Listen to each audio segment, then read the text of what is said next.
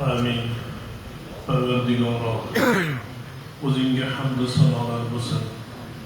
Janobi Sarvari olam sallallohu alayhi vasallamga durud-u salovatlar nozil bo'lsin.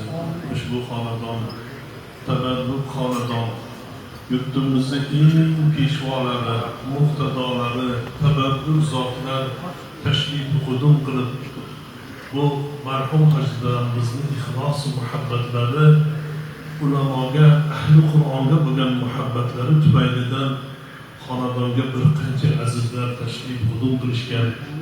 Bu yerdagi bo'layotgan xatm Qur'onlar, bu salovat-u shariflardan, xayr ihsonlardan u zotlarni ruhlarini bahramand aylagan.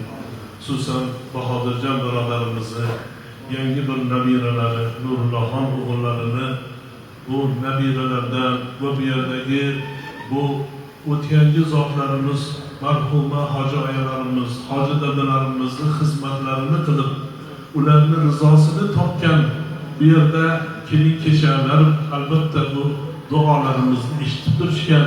Parvardigoro, Bahodirjon birodarimizni xonadonlariga yanada fayzu futuh barakot, qiyomatgacha bu xonadon ahli muhabbat, ahli saxovat, o'zini shariatidagi xotin peshvolarga doim xodim bo'lib va o'sha zotlarga muhabbati tufaylidan zurriyotlaridan ahlulloh, ahli Qur'onlarni Xudoy taolo chiqarsin.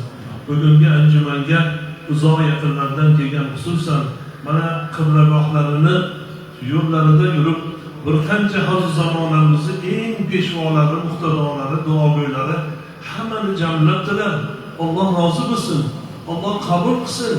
Ilohim kasb-u kor tijoratlarga ham barakotlar ato etsin va ulug' zotlarni, muqtadolarimizni, peshvolarimizni, tanijonlarni sog' qilsin.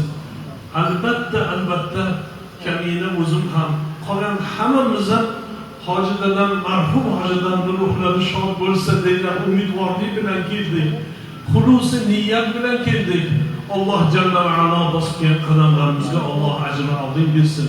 Bu yerda o'tirgan barcha ahlulloh, ahli Qur'on va ahli saloh kishilar bizga muhabbat bilan qarab turishibdi. Parvardigor ularni ham xonadonlarda din va diyonat bo'lsin, taqvo bo'lsin, ibodat bo'lsin. Parvardigorning rizosida hayoti tayyiba bersin.